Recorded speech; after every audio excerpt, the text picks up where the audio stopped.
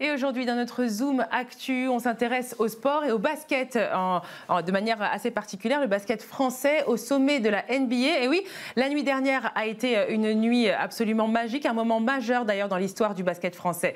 Jérémy Logier, merci d'être avec nous pour en parler. C'est votre occasion de pouvoir justement nous éclairer à ce sujet, puisque vous êtes journaliste sportif chez 20 minutes. Oui, bonjour Félicité. Effectivement, là, on peut parler d'une draft NBA vraiment historique pour le basket français. Donc la draft NBA, pour le rappeler déjà pour le grand public, donc ça va être en fait le choix par toutes les équipes NBA des meilleurs joueurs, des 30 meilleurs joueurs qui ont au moins 19 ans. Et classiquement, le basket français a mis très longtemps à pouvoir installer des joueurs en NBA. Il a fallu attendre 1997 pour le premier d'entre eux. Et là, donc, il y a eu Victor Wembanyama qui était numéro 1 l'année passée. Et cette année, première fois où il y a 4 Français donc dans ces 30 premiers, plus 3 dans le top 6, plus carrément 2 aux 2 premières places. Donc Zachary Rizaché en numéro 1, Alexandre Sarr en 2. Donc ça, c'est du jamais vu, ce doublé-là pour le basket français. Et c'est même du jamais vu, hors États-Unis et Canada, de voir 2 numéros 1 d'une même nationalité 2 années de suite. Donc c'était vraiment une nuit extraordinaire pour le basket français. Exactement. Mais alors, ce qu'on aimerait savoir, c'est on aimerait connaître un peu plus Zachary Rizaché et Alexandre Sarr, parce que c'est vrai qu'on les connaît un peu moins que Victor Wembanyama de l'année précédente.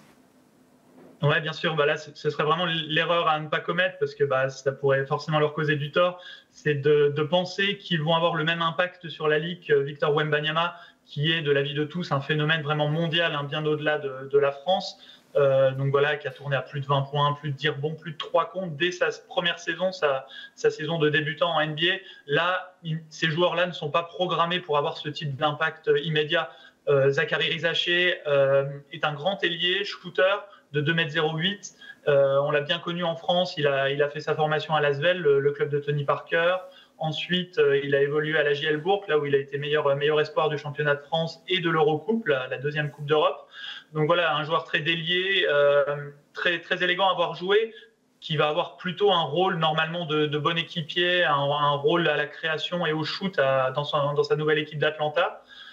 Pour Alexandre Sarr, là, on est face à un profil différent, un très grand intérieur de 2,16 m, qui a beaucoup bourlingué, qui a tenu à découvrir différentes cultures. On a proposé son portrait là, sur 20 minutes hier, justement. Donc c'est un garçon qui est parti très tôt au Real Madrid, puis dans une ligue de développement aux États-Unis, puis derrière dans le championnat professionnel américain. Voilà, très gros défenseur. Il va falloir qu'il développe maintenant ses qualités offensives dans sa franchise de Washington. Alors clairement, ça brille beaucoup ici pour la France à travers ces grands joueurs. Est-ce qu'on pourrait imaginer que la France puisse devenir la meilleure nation mondiale de basketball dans les prochaines années?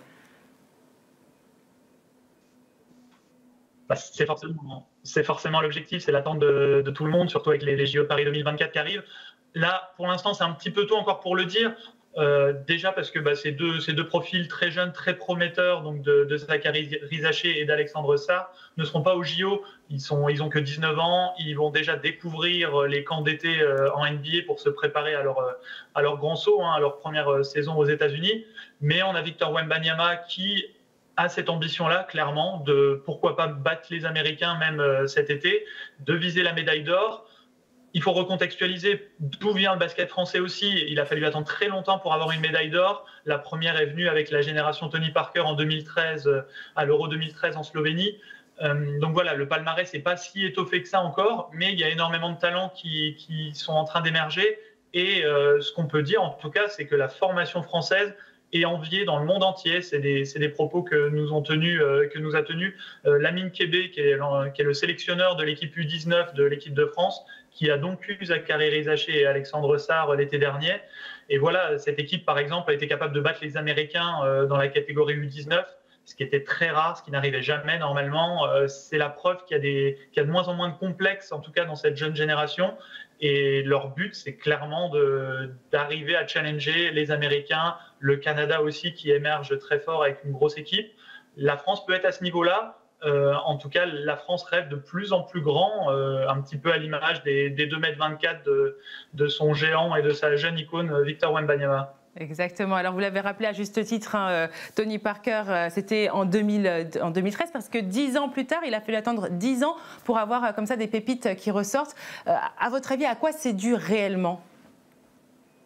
Franchement, c'est cette formation, elle est assez impressionnante parce qu'on voit que dans les résultats jeunes, l'équipe de France est de plus en plus performante, ça s'inscrit dans la durée. Après, la vraie difficulté pour ces jeunes joueurs, ça va être de s'installer en NBA, puisque la draft, on voit vraiment émerger de plus en plus de joueurs français avec des gros potentiels. Le problème, c'est qu'il y en a certains, type Killian Hayes, qui s'est retrouvé sans club, qui a vu son contrat coupé cette année en NBA. Killian Hayes, par exemple, il était drafté numéro 7 il y a quelques années par Détroit en NBA. Donc, on pourrait penser que c'est un objectif atteint, il y a une forme d'aboutissement en arrivant en NBA, et au final, certains ne s'installent pas vraiment. Il y a eu Théo Malédon également, Franck Ntilikina qui revient cet été en Europe, qui va revenir au Partizan Belgrade. Donc en fait, tout est question de parcours et d'adaptation derrière à un championnat très exigeant, au meilleur championnat du monde.